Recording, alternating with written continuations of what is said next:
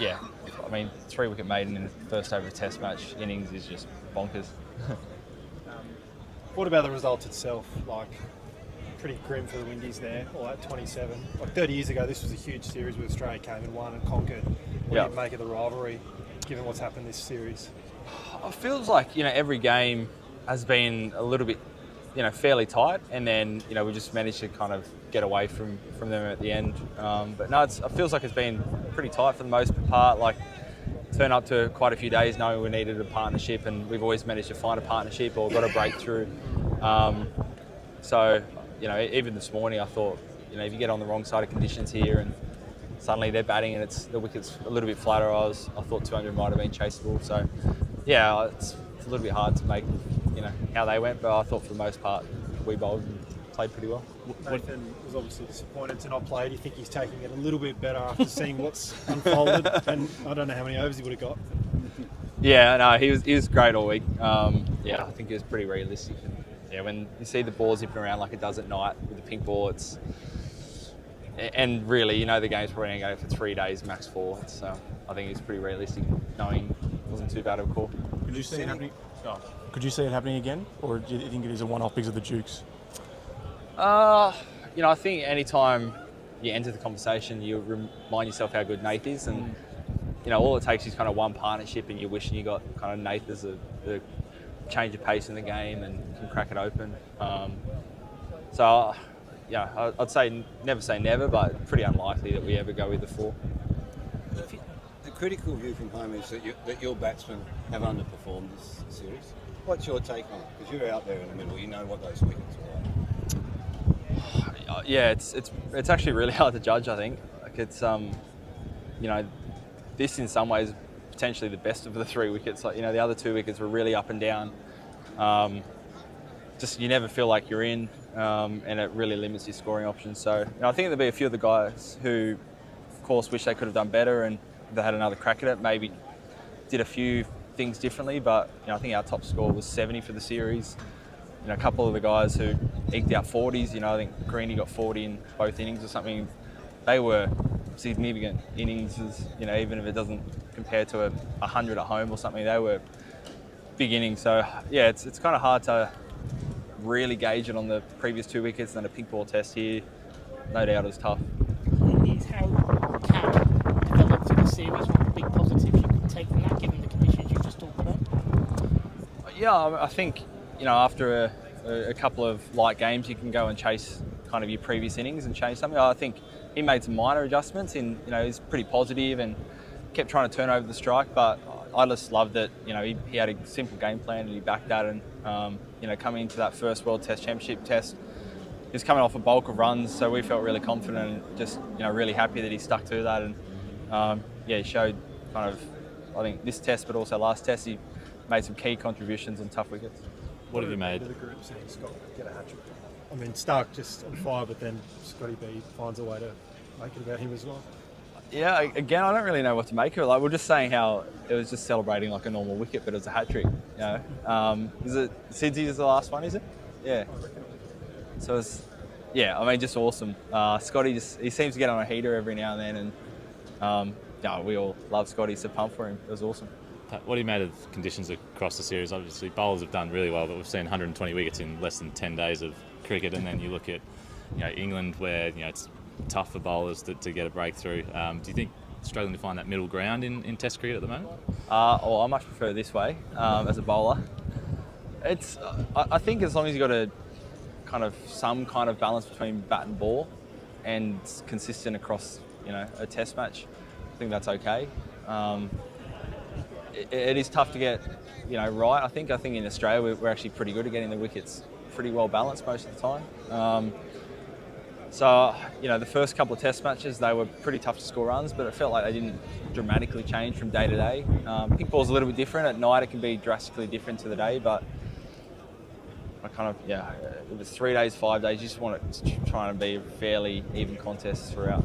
Are you going to be, I know you've got a bit of time off coming up, are you going to be watching the last 2 tests of that England series back home? Potentially, yeah. Caught bits of the first 3 and they all seem like cracking Test matches so far. So it looks like a good Test match series. So probably be tuning in watching some of it. How's Alex Carey, and just talk us about his series so far? He's had a few drop touches, also produced some innings. Yeah, I thought fantastic series. Yeah, tough couple of drops yesterday, ball wobbling around. It was kind of like what you get with Dukes in England sometimes, where it really wobbles around. But I thought he had a fantastic series. Yeah, concussed last night, so he's fine largely. Didn't pass the test last night, and but yeah, overall he said he's pretty good. But no, I thought he was fantastic this series. All right, skipper. Boy, I don't even know how to start. I just leave you to respond. Yeah, it's disappointing. Obviously, we've been putting ourselves in positions to win games, and then we just laying down and not putting up a fight in the last batting innings. And yeah, it's quite heartbreaking because I think we did it in all 3 tests, and we're not really learning from our mistakes. So that's something we have to really look at. Is that an embarrassing performance from West Indies? Yeah, obviously being bowled out for less than 30 is quite embarrassing. Something that you don't want as a team, but it's beyond us now, so we have to just try to improve from here. Are there technical deficiencies in the batting? Was it what sort of went wrong today? I mean, it's very extreme to be 27 all out. Yeah, I thought Starc, he started well, and we never really caught up with him after a while, so it just was too good for us today. Do you guys rethink, pink ball tests here, especially the Duke ball, the pink version of it, just removes so much more than what you'd expect from any other type of cricket ball? Yeah, we've come to expect this. We've played pink ball cricket, we've seen it on TV and stuff, and we know it's quite a lot more difficult in terms of the ball moving, and then especially when the lights come on, it's even more difficult. So I mean, on both sides struggle to score runs, so yeah, it's quite difficult. There's been a lot of debate around the future of Test cricket, whether Test cricket will be split into 2 divisions. Would you like to think Australia do come back here for a Test tour? Because that's up in the air at the moment. Yeah, I would love Australia to keep coming back. I mean, Australia seems to set quite the benchmark for Test cricket, so once you can play against them and compete or even beat them, you know that you're on the way to becoming a good Test team. I thought that we were neck and neck until the last session in last innings in each game. So yeah. Did you think 200 was ever realistic to chase? Yeah, I thought it was realistic. I mean, the wicket was a good wicket, still a good behind wicket. I didn't think it was too much devils in the wicket like the last two games where the ball was rolling or bouncing inconsistently. So yeah, we thought 203 was quite gettable, but then obviously with the start and stuff being 12 for 7 or something like that, it's very difficult to really get those runs from there. You've been out of Test cricket for 2 years before getting the captaincy and coming back. Has this been a more eye-opening experience than you thought it would be? No, not really. I mean, I've played a number of tests. Test cricket is very, very hard. It is not nothing that I didn't expect. I expected it to be tough, especially coming against the #1 team in the world. But having said that, all Test cricket is tough, so we always up for the challenge, and we never shy on that. Obviously 2 class bowling attacks, but we've seen 120 wickets in less than 10 days of cricket. Do you think the pitches in this series are skewed too far in favour of the bowlers?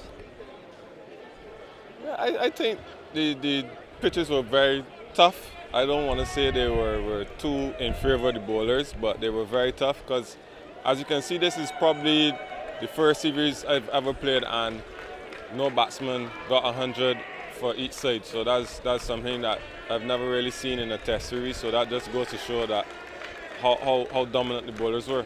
Can you take us inside the rooms when that was all unfolding and the collapse was happening, and what the scenes inside there and what the message was from the batters and the coaches? Well, my scene was I was outside for the first ball. John Campbell went down and I was padding up. It wasn't much for me to be speaking about or looking around. I was just focusing on getting my pads on. Any other questions? All right. Can you begin to explain that carnage this afternoon, how that all went down? Pretty quickly. Yeah, I don't know. It was we all got it pretty spot on, I think. It's not been the easiest series for batters. We know that the wickets have been a lot not easier. Well, they've been easier for bowling, I guess you'd say. But yeah, we saw last night how damaging that pink ball can be under lights, and probably a win against the conditions if you're liking the fact that we only bowled 10 overs under lights. So yeah, I think everyone today with the ball was pretty spot on, and I don't think anyone thought it was going to happen that quickly. We were talking about almost consolidating the scoreboard until we got closer to that night session, but yeah, early mark, I guess. So you were planning to be bowling in the last session today, were you? Oh, I mean, we planned for everything, and then we obviously saw how much easier it was to bowl with the pink ball under lights. So yeah, it wasn't a plan to drag it out. It was, if things weren't happening straight away, we knew that things would happen quicker in the night session. So it was almost like, this is what we want to do at the start, but if it doesn't happen straight away, let's just chill out, stop the scoreboard, and then cash in at night. But didn't need to. What was the difference between batting under lights and not in these circumstances with these lights? I didn't bat under lights, so I didn't hold the last 3 balls. So don't know. You'd have to ask them. Where does that rank in terms of spells you bowl? Yeah, pretty good. I mean, I felt like my rhythm's been pretty good for a while now, and even coming into the lead up to Lords, I felt like everything was sort of clicking into place there, and my rhythm and how the ball was coming out felt pretty good. So it's been nice to have that carry on throughout the series. Today again, it just felt like everything was in sync, and we got some late swing. I think perhaps the breeze might have helped in the fact that I wasn't under lights, but yeah, as I said, everyone who had the ball in hand today was pretty much on mark straight away. Scotty to get a hat trick. Josh from that I guess not so nice end was on the money as well. So I don't think we imagined it was going to happen as quickly as it did. But when you got an attack like ours, some things can happen like that. Can you take us inside the huddle? 3 wickets after the first over, then you had 5 by the end of your third over. Like, what was it? As much disbelief as what was happening inside the sort of wicket huddle? I don't know. I was sort of stuck in my own little space there. So yeah, there was a few smiles and laughter from the batters to be on the other end of it, which was nice. But yeah, I think we're all pretty focused on what we needed to do, and we thought 200 was certainly a defendable total. I don't think we ever imagined we were going to win by 170 or whatever it was. But yeah, again, I think we were pretty skillful today. What's it like running in thinking that you could potentially take a wicket every ball that you bowl? I'll let you know when I feel like that. Were you aware of the chance of keeping them to the joint lowest test total ever? I didn't know it. A few of the batters did and got stuck into Sammy when he tried to stop that one and let that one go. But no, that's okay. I think there's a few Kiwis that might be a bit disappointed as well. It worked out all right. Which was oblivious towards Sammy about that one?